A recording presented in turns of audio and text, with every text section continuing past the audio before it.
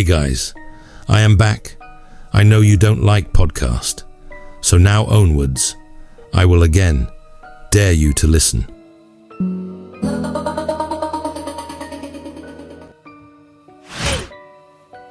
The Curse of Hollowbrook Woods. They say if you drive past the Hollowbrook Woods after midnight, don't look in the rearview mirror, because if you see something sitting in the back seat, it means you've already been marked. But this isn't just another urban legend. People have disappeared without a trace near those woods. Cars found with engines still running, doors wide open, but no sign of the driver. The only clue left behind is always the same: a child's handprint smudged on the inside of the rear window. The worst part? The handprint always appears after the police seal the car. Chapter 1. The Vanishing of Emily Greaves. Hollowbrook Woods had always carried whispers of something wrong, but no one talked about it outright. The small town of Blackpine had learned to live alongside its ghosts. That was until Emily Greaves vanished. Emily was 17, the kind of girl who dreamed of leaving small-town life behind. One summer night, she took the long way home from her boyfriend's house, right along Hollowbrook Road. Her car was found the next morning, doors open, headlights still on, and that handprint pressed against the glass. Her parents never spoke to the press. They never moved away. They just faded. But Emily wasn't the first to disappear. 7 years earlier, a man named Harold Grayson had vanished on the same road. He was a traveling salesman, passing through town on his way to the next job. Witnesses saw his car parked along the edge of the woods, empty, engine running. The police never found him. All they found was a child's handprint on the window. The search parties for both victims turned up nothing but eerie silence. Some locals claimed to have seen strange lights deep in the woods, flickering like lanterns that led travelers off the beaten path. Others spoke of a voice, whispering through the trees, calling their names, always in the voice of someone they loved. Those who followed the sound never returned. A group of teenagers once dared each other to drive down Hollowbrook Road at midnight, laughing off the ghost stories. They never saw anything, but the next morning, their car was covered in tiny handprints, inside and out. That was the last time anyone dared to test the legend. Chapter 2. The Legend of the Hollowbrook Children. The town's oldest residents still remember the story of the Hollowbrook Orphanage, a crumbling stone house hidden deep within the woods, long abandoned. In the 1940s, the orphanage was run by Sister Margaret Hensley, a woman whose cruelty became local legend. Children were beaten, starved, locked in the basement for days on end. Then one winter, a fire broke out, trapping the children inside. They say Sister Margaret fled, but the children never did. Their bodies were never recovered. Officially, the fire was ruled an accident, but rumors say otherwise. Some say Sister Margaret locked the children inside the night before the fire. Others claim she still wanders the woods, searching for the souls of those she left behind. But there's another version of the story, one that says the fire wasn't meant to destroy the orphanage. It was meant to keep something inside. Survivors of the fire, 2 boys who managed to escape before the blaze consumed the orphanage, spoke of a figure that emerged from the basement at night. Not Sister Margaret, not another child, something else. One of the boys, now an old man, still lives on the outskirts of Blackpine. He won't speak of that night, but every window in his home is covered in heavy black curtains, and his mirrors smashed. He once told a visitor that they were watching from the glass, waiting. Chapter 3. The Marked Ones. It wasn't until people started looking closer that they realized there was a pattern. Every 7 years, like clockwork, someone disappeared near Hollowbrook Woods. Always at night. Always alone. And always that same child's handprint left behind. They call them the marked ones, those who saw something they weren't supposed to, the ones who looked too long into the shadows, or glanced in the rearview mirror when they should have kept driving. Nobody knows what happens to them. They're never found, only whispers, and that sticky little handprint. But there are stories from those who almost disappeared. People who swear they were being watched, who felt an unbearable weight in their car, like something was sitting just behind them, breathing in the dark. Some escaped by sheer luck, a wrong turn, a sudden burst of speed, a radio station cutting to static, breaking whatever hold the entity had on them. But others weren't so lucky. And the ones who survived, they all say the same thing. They still see the children, reflected in mirrors, in the corner of their vision, watching, waiting. Chapter 4. The documentary that was never finished. In 2009, a small crew of amateur filmmakers came to Blackpine to shoot a documentary about the Hollowbrook legends. They interviewed locals, explored the woods, and stayed in a cheap motel on the edge of town. Their footage was recovered a month later. The final tape showed the crew driving down Hollowbrook Road at night, laughing nervously, playing up the ghost stories for the camera. Then, the laughter stops. One of them swears he saw something in the mirror, a shape sitting in the back seat. "Don't look," one voice whispers. "Just keep driving." The camera flickers. There's static. And the very last frame, before the tape cuts out, is the passenger window, fogged up from the inside, with a child's handprint pressed against the glass. None of them were ever seen again. Chapter 5. The Hollowbrook Survivors. There are stories, whispered between locals, of people who saw something near Hollowbrook and lived. They never speak of what they saw. They live quiet lives. No social media, no interviews. They move away, change their names. But there are signs. Some say the survivors wake up with scratches down their arms, like tiny hands clawing at their skin in the night. Others say they still hear the giggling, even thousands of miles away. And the most disturbing rumor? Survivors see their reflections. Play Chapter 6. The Forgotten Journal. In the attic of an abandoned farmhouse on the outskirts of Blackpine, a journal was found in 2021, its pages filled with shaky handwriting. The name on the inside cover was Catherine Wilkes, one of the orphanage's missing children. The journal describes nights spent hiding from Sister Margaret, and something else. She comes when the moon is high, but not alone. They watch from the windows, whispering. Small hands press against the glass, waiting. The last entry reads, "I saw her in the mirror. She smiled, but her eyes were wrong. I think she knows I see her now." Chapter 7. The Last Rule. If you're ever driving past Hollowbrook Woods after midnight, no matter what you hear, no matter what you think you see in the mirror, never stop the car. Don't answer if someone knocks on the window. Don't check the back seat. And whatever you do, don't look in the rearview mirror. Because if you do, they'll know you saw them. And once you've seen them, you're already marked.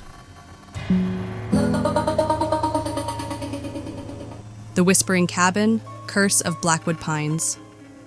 They say if you stand at the edge of Blackwood Pines just before dawn, you'll hear a voice carried on the wind, soft, distant, and calling your name, but never answer, because the moment you reply, the voice will remember you. Legends of the Whispering Cabin have haunted the isolated town of Ash Hollow for over a century. Some call it a curse. Others believe the cabin itself is alive, feeding on the souls of those foolish enough to step inside.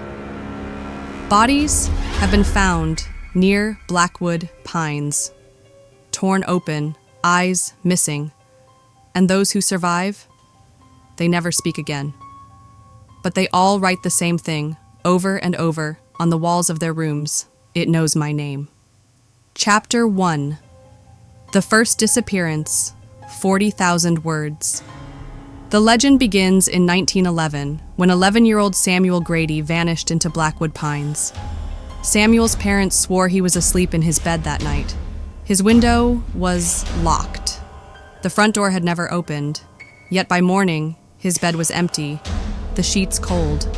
The search party found his footprints leading into the woods, stopping just 50 feet from the edge of the tree line, where the snow was undisturbed. His mother claimed she heard him calling from the woods for 3 nights after he disappeared, software begging. By the 4th night, the voice had changed. It still sounded like Samuel, but it wasn't him anymore. Journal entries from the search party's leader, Benjamin Grady, Samuel's uncle, detail the hunt for the boy in chilling fragments. February 12, 1911. The tracks lead into the woods. They stop where no tracks should stop. I swear I heard him, heard his voice in the distance, but how could he survive in this cold? February 14th, 1911. The voice came again last night, closer this time, but the others, they don't hear it, only me. February 16th, 1911. Something's wrong. I found splinters under my fingernails this morning. The others are whispering behind my back. They think I'm losing my mind. Benjamin Grady was found 2 weeks later, wandering the woods with his tongue cut out. He lived the rest of his life in Ash Hollow. He never spoke again. Chapter 2. The Cabin That Shouldn't Exist, 40,000 Words. In 1932, a group of loggers clearing land stumbled upon something buried deep in the heart of Blackwood Pines. A small wooden cabin, half sunken into the earth, its roof sagging and blackened with age. But the strangest thing, there were no records of any cabin ever being built there. The loggers refused to go inside. They said the air around the cabin felt wrong. One man claimed he saw someone standing at the window, a pale figure with black eyes, watching them. Journal excerpts from Foreman William Tate describe the discovery. March 3rd, 1932. The cabin is older than anything I've ever seen. The wood is black, like it's been burned. But there's no sign of fire. The door won't open, not locked, just wrong. March 5th, 1932. Benson swears he saw something inside. A woman, maybe. No one else saw it. He won't go near the cabin anymore. March 7th, 1932. Last night, I heard my name, whispered from the woods. I didn't answer.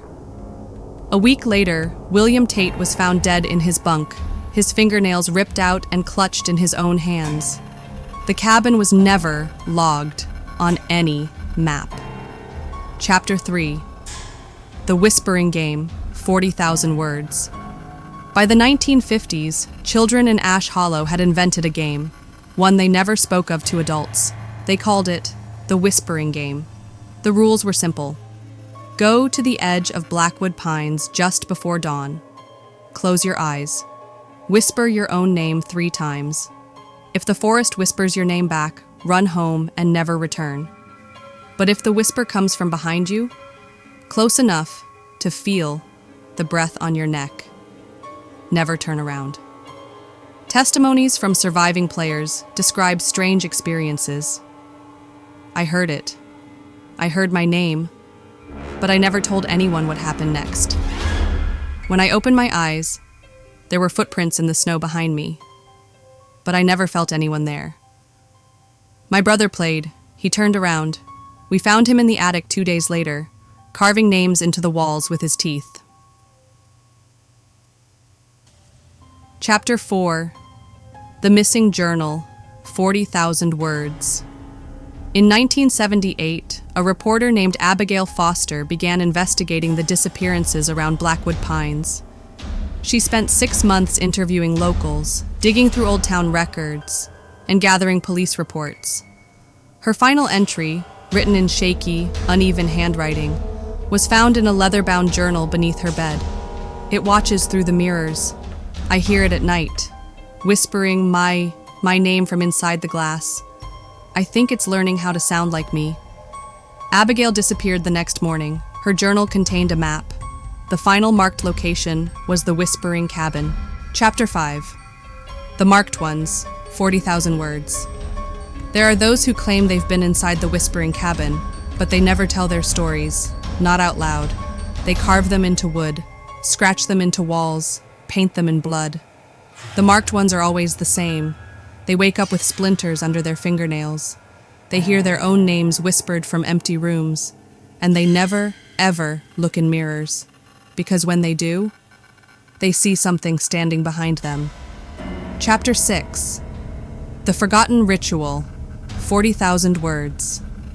There is one way to break the cabin's curse, but it comes at a terrible price. An ancient ritual buried deep within the town's forgotten archives describes how to bind the entity inside the cabin. But the final step requires a name, your name, whispered into the walls, forever. Chapter 7. The Last Rule, 40,000 words. If you ever find yourself near Blackwood Pines, if you hear your name carried on the wind, don't answer, don't follow the voice, don't look at the cabin's window, and whatever you do, never whisper your own name, because once it knows your name, it will never stop calling you. The Silent Wellspring, Curse of Hollowbrook. They say the well at the heart of Hollowbrook never runs dry, no matter how long the drought lasts. The water is black, still. And if you listen closely at midnight, you can hear it whispering names. No one remembers who built the well, or how long it's been there. Some say it was always there, older than the town itself, but everyone agrees on one thing. If the well whispers your name, you are already dead. Chapter 1. The First Drowning, 40,000 words. The legend begins in 1847, when 9-year-old Eleanor Grimsby was found floating face down in the well. Her body was bloated, her fingernails torn off. The strange part? Her bedroom door was locked from the inside.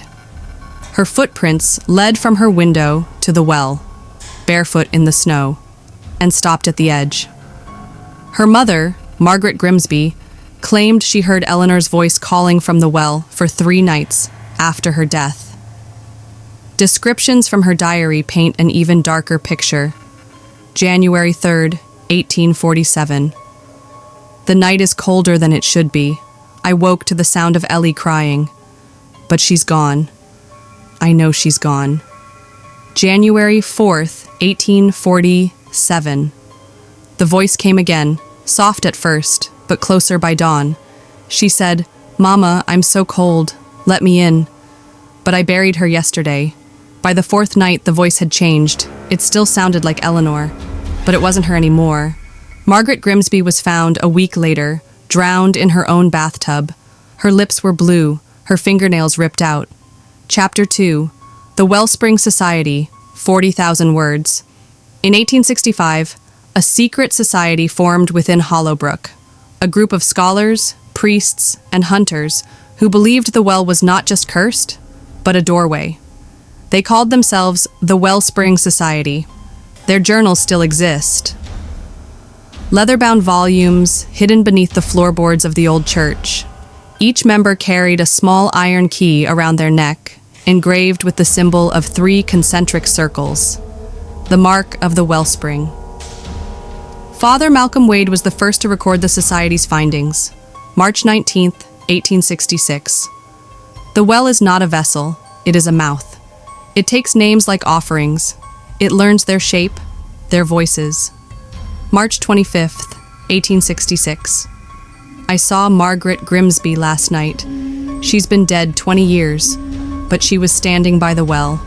Her eyes were black. The society vanished by the winter of 1872, all except one. Benjamin Croswell, the last surviving member, was found hanging from the bell tower, a noose made of his own braided hair. He had carved names into the wood beneath his feet. One of the names was his own. Chapter 3. The Black Reflection, 40,000 words. By the early 1900s, locals began reporting strange visions in the water, pale faces staring up from the depths. Some claimed the well could show your future. Others said it only showed the moment of your death. Edward Harper, a gravedigger, left behind chilling notes before his death. July 12th, 1904. The water shows me things now, faces I don't know. Sometimes they're crying. Sometimes they smile. July 14th, 1904. It knows when I'm watching. I saw my own face tonight, but it blinked before I did. Edward was found at the well, blind, both eyes clawed from his own skull. The well had shown him something. Chapter 4. The Missing Letters, 40,000 words. In 1938, schoolteacher Mary Prescott began writing letters to herself, warnings from the future. The letters always arrived sealed, her own handwriting. The messages grew more frantic. It's in the pipes now. It knows my name. Don't look into the water. Her final letter simply read, "It's not the water, it's what's behind it." Mary disappeared in the spring of 1939. They found her dress folded neatly beside the well. Her body was never recovered. Chapter 5. The Marked Ones, 40,000 words. Some say the well marks those it wants, long before it takes them. They wake up with water pooling under their beds. They hear their own names trickling through the pipes. And they never, ever drink tap water. Because when they do, they see something staring back from the bottom of the glass. Mrs. Clara Redding, the town's oldest living resident, recalls the night she became marked. It was 1951. I heard my name coming from the sink. I locked the bathroom door, but the pipes kept whispering. I haven't touched water since. Her bathtub is still filled with salt to this day. Chapter 6. The Binding Ritual, 40,000 words. There is one way to seal the well, but it requires a terrible price. The ritual was written in blood in the Wellspring Society's final journal, locked inside the ruins of Hollowbrooks Church. It must be performed at midnight. It must be done by someone whose name the well already knows. And the last step, whisper your own name into the water. Then let it take you instead. A single sentence is scrawled beneath the instructions. The well only closes for those who feed it willingly. Chapter 7. The Last Rule, 40,000 words. If you ever visit Hollowbrook, if you hear the water calling your name, don't answer. Don't drink the water. Don't look into the well. And whatever you do, never whisper your own name. Because once the well knows your name, it will never stop whispering.